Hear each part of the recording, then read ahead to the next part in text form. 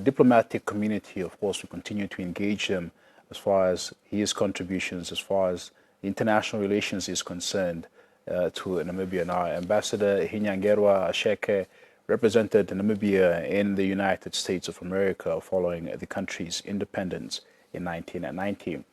The country had to establish its presence on the international stage, particularly in key diplomatic regions such as the U.S.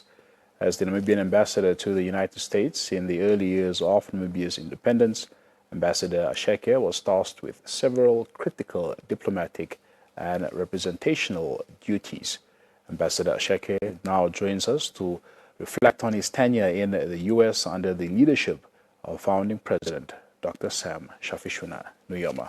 Very good morning to you, Ambassador, and thank you so much for joining us here on this special program. Good morning, and thank you. We appreciate it. First and foremost, Ambassador, what did you make of the news of the passing of founding President Dr. Sam Shafishuna Nujoma? Well, it was tragic news indeed. And every time when this subject comes up, you feel really deeply touched by the passing of this great man, this champion of freedom and peace in our country. And well, here, let me make use of this opportunity to express again our condolences to Meme Kobambo, to Honorable Tony Nujoma, and the whole family on this sad loss, a tragic loss indeed. And yes, it has touched so many of us who have had an opportunity to work with him. What are your fondest memories of founding President, Ambassador? Memories? First memories and first encounters with the late founding President. Yeah, well, yes, indeed. Let me say, I met him for the first time. I've heard of him for so many years when I was growing up, but at the end of it, we met finally in Zambia during my time in exile. That was in 1977, and since then we have worked together for so many years. At the time, I was at the United Nations Institute for Namibia, but also at the front preparing for participating in our liberation struggle like many other comrades of SWAPO. So it's a long story of admiration of a man who was so principled, who was truly a champion and of freedom, not only for Namibia but actually for Africa as a whole, and an icon in the context of, and a statesman indeed, who has done so much for our country and for our continent. Much indeed. Of course, Ambassador, you also have a very interesting story of how you ended up representing Namibia in countries like the U.S. A matter of fact, an accredited panel agreed to appoint you as charge d'affaires of Namibia to the U.S. on an exceptional basis, given that you were residing in New York at the time and you were seeking accreditation as an ambassador. But talk to us about this period and also founding President Nujoma's outlook and approach to diplomacy and international relations here. Yes, so let me say the background to my being in New York. It was actually because I was serving as the only representative of SWAPO at the United Nations at our independence, because everybody during the transition, everybody, including my leaders, the late Comrade Theo Gurira before, and then Helmut Angula, they all went for different assignments. So I stayed in New York in charge of the SWAPO mission. So I was there until the independence. And on the basis of that, I was given that task of representing an independent Namibia. It was an honor indeed for me and a challenge, but a pleasure serving an independent Namibia after so many years of a struggle for freedom and independence. Now, the exceptional basis was basically that I was there in the office of SWAPO. That obviously had to be transformed to the office of the mission of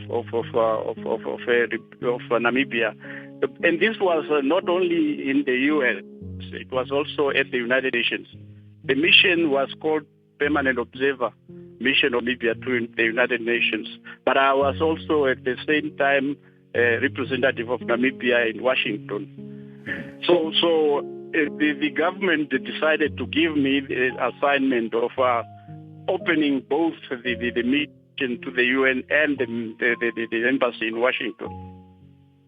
In that category of being, in fact, I was ambassador charged affairs at the United Nations and a minister in Washington, and that was in line with the policies of institutions in order to be functional.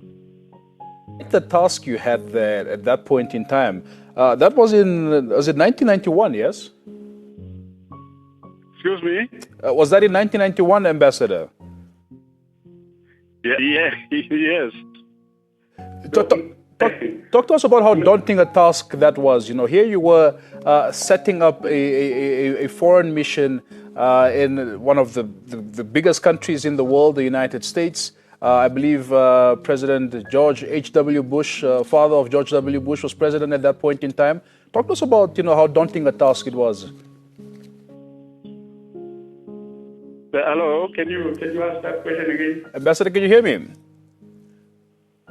Yeah, just hold on. All right, am I audible now, Ambassador? Hello, yes. Yes, Ambassador, can you hear me now? Yeah. Yeah, I was mentioning, at the time it was the early 90s, just after the turn of independence. I believe it was 91. Talk to us about how daunting a task this was for you, to set up this new mission in the U.S. I believe President George H.W. Bush was president at that point, yes? Yes, yes, indeed. And one of the things that happened, during this struggle, SWAPO was called all kinds of names. Even our president was called all kinds of names. And so I recall President Nujoma visiting the State House, White House in Washington, and having a private discussion with President Bush. Bush looked at Nujoma and says, "You must be something." We have been. I think I have been told the lies about you. You looking at how you handled the process towards independence, I cannot but admire you, and I wish to encourage you to continue and to wish you all the best for your new nation. I recall that. Now, in terms of the establishment of the diplomatic relations were established between the United States and Namibia and the United States were established right on the Independence Day. And so what we needed to do was to formalize things in terms of functionality again, to establish the embassy and in Washington. Also, in the meantime, I was responsible for establishing the mission of an independent Namibia to the United Nations. And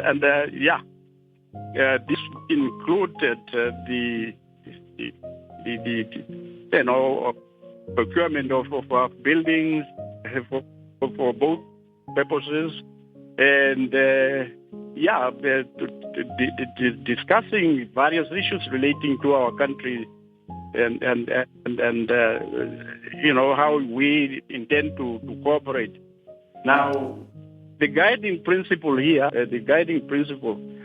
for our relations with other countries, including the United States, the United Nations as an institution, it is our foreign policy diplomacy, foreign policy and diplomacy management. That was a document that was also guided by the Constitution of the Republic of Namibia by Article 96.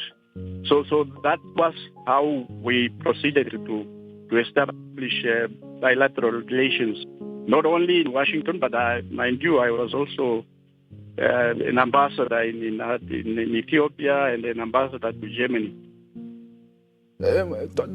Help us understand, and I'm not going to say Namibia's foreign policy outlook, but I'm going to say Dr. Sam Nuyoma's foreign policy outlook. Let's go back to the Nujoma administration and what that outlook looked like, as far as Namibia's foreign policy is concerned. No, Dr. Sam Nujoma was, in the first place, coming from the liberation struggle that he headed for many years. He was concerned about peace and security for obviously for Namibia, and also about the policy of non-alignment that he pursued so many years with other members of that movement. And the relations with our neighbors in the SADC region, also the African continent, at the time the Organization of African Unity, and so on, these various institutions that he valued very much. Then he wanted Namibia to be an active participant of these international institutions in order to promote the well-being of humankind. And we often heard, the late Dr. Gengob also speak about how Namibia is a product of international solidarity, of course, midwifed by the United Nations, where you continue to do the work as well, while setting up, the shop for our mission there. Talk to us about how those relations from the exile years, those relations with the UN, whether you look at UN, etc., you look at the work that you were doing there alongside Theo Ben-Gurion, etc., Hage Geingob, etc. Talk to us about how those relations on a UN level translated to relations on a US level between Namibia and the US here. Yeah, the background was that Namibia was under colonial occupation, illegal occupation of South Africa, apartheid Africa. When we got our independence, you may recall that it was the Secretary General of the United Nations, His Excellency Dr. De Quella, who came actually to hand over, as it were, Namibia's reins to Comrade Dr. Sam Nujoma on the 21st of March. So that explained the background to which obviously the reference comes in terms of Namibia being a product of the international community. And so we have maintained relations with the United Nations. The United Nations at one point created an office, an institution called UN Council for Namibia, which has various members, and SWAPO was always represented in meetings of that body. And then we had the UN Commissioner for Namibia, the office which was they had an office in Zambia, Lusaka, so there was this cooperation, a very, very strong cooperation between until the time that Namibia finally became independent. But we also then, after our independence, continued to have excellent relations between us and the United Nations. What would you remember as Dr. Nuyoma's lasting legacy, especially on the international relations and diplomatic front? Say that again? What would you highlight or underscore as Dr. Nuyoma's lasting legacy as far as international relations and diplomacy is concerned? first, let me say, Dr. Nujoma was a unique personality, a very knowledgeable person. He was a historian in his own right, and he contributed so much to the struggle for the liberation of Namibia, and then he also very much engaged in promoting not only Namibia's independence but the freedom of Africa as a whole, and the cooperation between the nations of Africa within the context of SADC, the context of the OAU at the time, and then within the non-aligned movement.